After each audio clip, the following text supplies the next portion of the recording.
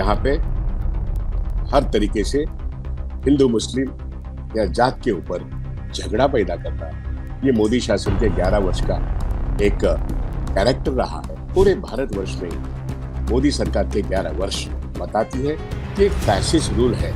और इस मीटिंग की विशेषता ये है, इसका चेयरमैनशिप अध्यक्षता कुमार केतकर। मैं रिक्वेस्ट कर रहा हूँ इस वीडियो के जरिए सब लोगों तक ये वीडियो पहुंचे और इस मीटिंग में मोदी सरकार के 11 साल इस देश के लिए एक बहुत बड़ा खतरे के रूप में उभर कर रहा है। नमस्कार, मैं विश्वास उड़गी हूँ।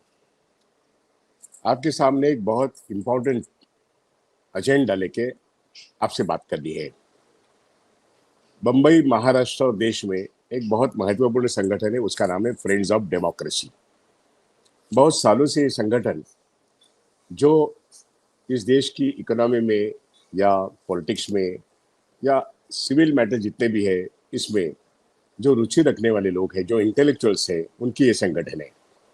डेमोक्रेसी बरकरार रखने के लिए इनके सारे कार्यकर्ता बंबई में, महाराष्ट्र में कार्यरत है। फ्रेंड्स ऑफ डेमोक्रेसी ने 26 जून को एक बहुत ही महत्वपूर्ण मीटिंग का अनाउंसमेंट किया है। मुंबई मराठी पत्रकार संघ, सब लोग जानते हैं बंबई में, उसके सेकेंड फ्लोर पर ये मीटिंग 26 जून को शाम को 5 बजे है। इस मीटिंग का महत्व ये है कि ये मीटिंग कहती है हम मोदी सरकार के 11 साल की जो हुकुमशाही है, डिक्टेटरशिप है, इसके बारे में लोगों को इंफॉर्मेशन देंगे।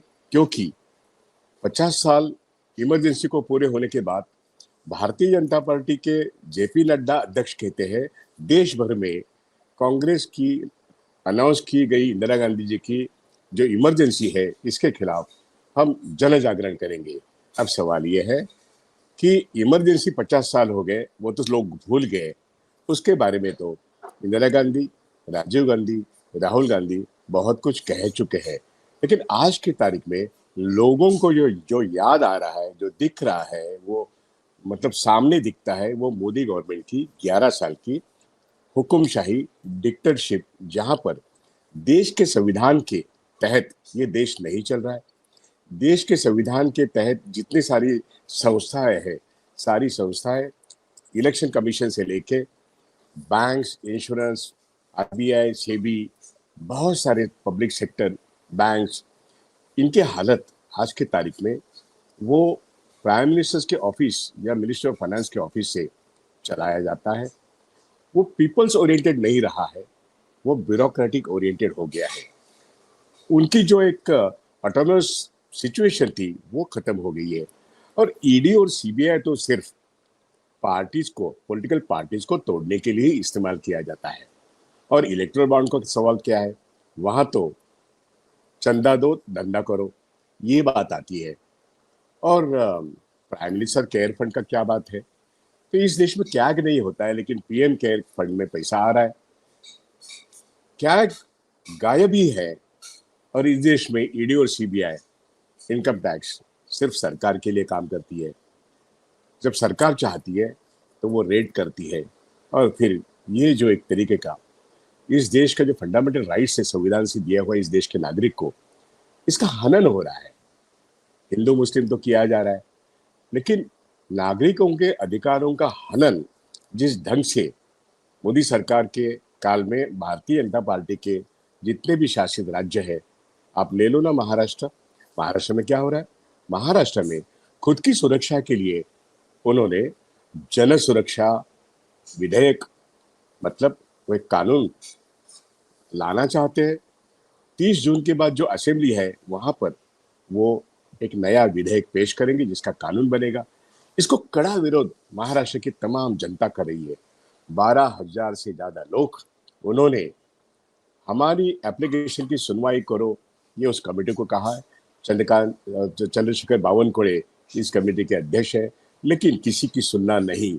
यही तो महाराष्ट्र सरकार की, आज की जो महायुति सरकार है, इसका तो नियम बन गया है। किसी को मत सुनो, खुद के पार्टी के लोगों की भी मत सुनो, मनमानी करते रहो। और इसलिए महाराष्ट्र के जो एक हिस्सा ऐसा है, एमएमआरडीए, मतलब पूरा बम्बई, पूरा नवी मुंबई, पूरा रायगढ़ डिस्ट्रिक्ट, पूरा थाना डिस्ट्रिक्ट, ये सारे 5 जिले जैसे वो महाराष्ट्र से अलग करना, अदानी के पास सौंप देना। बीपीटी तो गई है, जेएनपीटी तो गई है, वाड़वड़ उनके लिए बन रहा है। ऐसे हालात में मेट्रो, रेलवे, एयरपोर्ट सभी तो उनके पास है। अब महाराष्ट्र सरकार अदानी के लिए ही काम कर रही है। नरेंद्र मोदी ने रास्ता मतलब जो मार्ग दिखाया, वही मार्ग पे हमारे देवेंद्र फडणवीस साहब चल रहे हैं। तो जनता के सामने ये साफ है, कानून की धज्जियां उड़ाकर नागरिकों का व्यक्ति स्वातंत्र्य, अभिव्यक्ति स्वातंत्र्य, विचार स्वातंत्र्य, लेखन स्वातंत्र्य, इन सब पर इतना बहुत कड़ा आघात हो रहा है। परसों के दिन में ईरान और इजराइल का वॉर छिड़ने के बाद गाजा में जो अन्याय हो रहा है उसके बारे में सारे पार्टीज एकजुट आकर, सारे ट्रेड यूनियंस एकजुट आकर आजाद मैदान में अपना विरोध प्रकट करना चाहते थे, लेकिन नहीं, पुलिस ने उनको अरेस्ट कर लिया। ये जो ज्यादती है, ये जो दहशत है, ये दहशत फैलाने की नीति दिल्ली से बंबई तक वो अनाउंस किया था।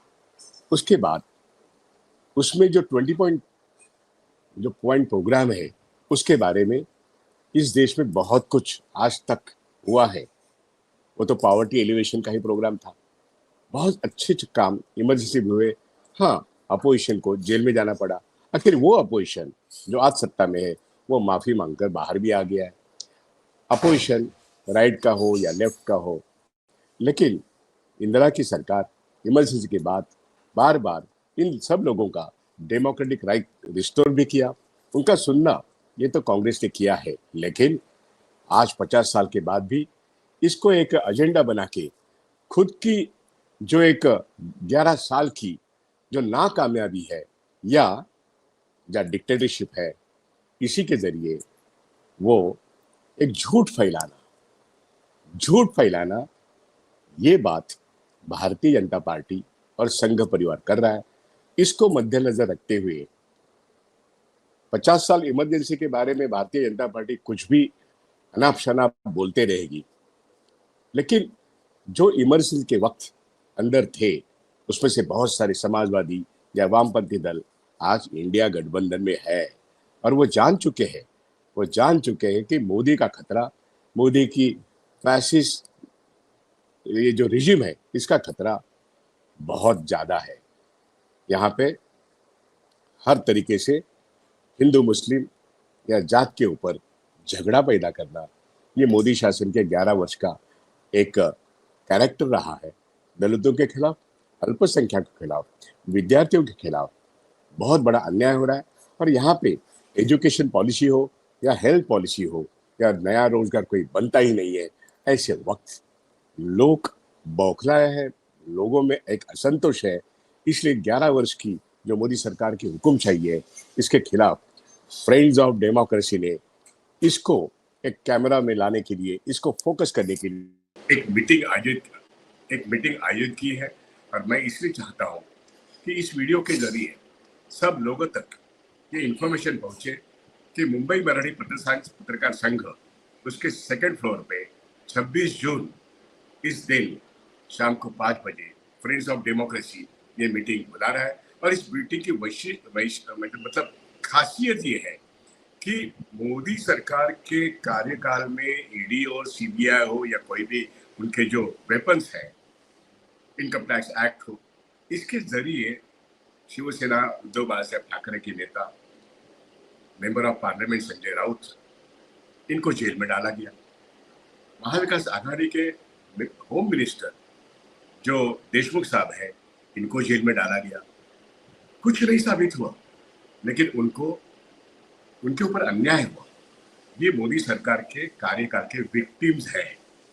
और इसलिए फिर भी जेल के बाहर आके कोर्ट ने बताया कि इनके खिलाफ कुछ नहीं है, उनको बेल मिला है। ये चीजें बताती है, उनको हमने बुलाया है, फ्रेंड्स ऑफ डेमोक्रेसी ने बुलाया है। आप आइए और आप बात कीजिए। महाविकास आघाड़ी के ये 2 महत्वपूर्ण अंग है। एक, शरद पवार जी के पार्टी में होम मिनिस्टर जो रह चुके हैं वो देशमुख साहब जो नागपुर के हैं, संजय राउत बम्बई के हैं, वो उद्धव बाला ठाकरे और श्वेता भट्ट, ये 3 लोग यहाँ पर मौजूद रहेंगे। और साथ साथ निश्चित रूप से जो लोग बीजेपी के शासन के खिलाफ काम करते हैं, वो सारे विपक्ष और कांग्रेस, उनके सभी नेताओं को इस मीटिंग में फ्रेंड्स ऑफ डेमोक्रेसी ने आमंत्रित किया है। और इसलिए उस दिन पत्रकार और सारे पॉलिटिकल पार्टीज के बड़े बड़े नेता, कांग्रेस पार्टी के बड़े नेता वहां पर निश्चित रूप से शामिल होंगे। और इस मीटिंग की विशेषता ये है, इसका चेयरमैनशिप, अध्यक्षता कुमार केतकर साहब आज के जमाने के ज्येष्ठ पत्रकार तो है ही। महाराष्ट्र टाइम्स, लोकसत्ता, दिव्य मराठी, लोकमत, इकोनॉमिक टाइम्स, इसमें नंबर 1 की पोजीशन पे काम करने वाले और कांग्रेस पार्टी के वो राज्यसभा के सदस्य थे, वो इस मीटिंग की अध्यक्षता करेंगे। तो ऐसे वक्त फ्रेंड्स ऑफ डेमोक्रेसी की मीटिंग बहुत ही महत्वपूर्ण कदम उठा रही है। मुंबई और महाराष्ट्र के तमाम लीडरशिप इस मीटिंग में हाजिर होने वाले हैं। और इसलिए मैं रिक्वेस्ट कर रहा हूँ, इस वीडियो के जरिए सब लोगों तक ये वीडियो पहुंचे। और इस मीटिंग में मोदी सरकार के 11 साल इस देश के लिए एक बहुत बड़ा खतरे के रूप में उभर कर आए। दुनिया भर में भारत की जो इज्जत थी, वो इज्जत जो इंदिरा गांधी के वक्त, जो इज्जत जवाहरलाल नेहरू के वक्त थी, जो इज्जत राजीव गांधी के वक्त थी, डॉक्टर मनमोहन सिंह के वक्त थी, वो इज्जत भारत देश की आज कहाँ है? ये सवाल G7 हो, G10 हो और नॉन अलाइंड कंट्रीज की लीडरशिप भारत के पास थी, सभी देशों में इसके बारे में बोला जा रहा है। सवाल ये है, हम कहाँ थे और कहाँ पर आके रख दिया हमारे देश को। हमारे देश का डॉक्टर मनमोहन सिंह के वक्त इकोनॉमी की जो पोजीशन थी, वो तो डबल डिजिट जीडीपी वाली थी। आज हम 6.2% है और फिर भी हम कहते हैं हमारा टेक ऑफ वाला इकोनॉमी है। बहुत सारे झूठ, बहुत सारी मोदी मीडिया कुछ भी बोलते हैं, कुछ भी लिखते हैं, लेकिन लोग समझ गए हैं 70% लोग आज मोदी सरकार के खिलाफ, कभी भी इलेक्शन हो जाए 70% लोग आज मोदी सरकार के खिलाफ वोट करेंगे। इसलिए इलेक्शन कमीशन को राहुल गांधी साहब ने एक आर्टिकल लिख के आगाह किया है कि हम इसको बर्दाश्त नहीं करेंगे। इलेक्शन कमीशन हो या फिर कोई भी संस्था हो, अभी इनकी कोई भी जो बदमाशी है वो इसके आगे नहीं चलेगी, क्योंकि सारा विपक्ष एकजुट हो गया है। धन्यवाद, यहीं पे रुकता हूँ। 26 जून की मीटिंग में आप जरूर आइएगा। इसी के साथ आपसे विदा लेता हूँ। धन्यवाद।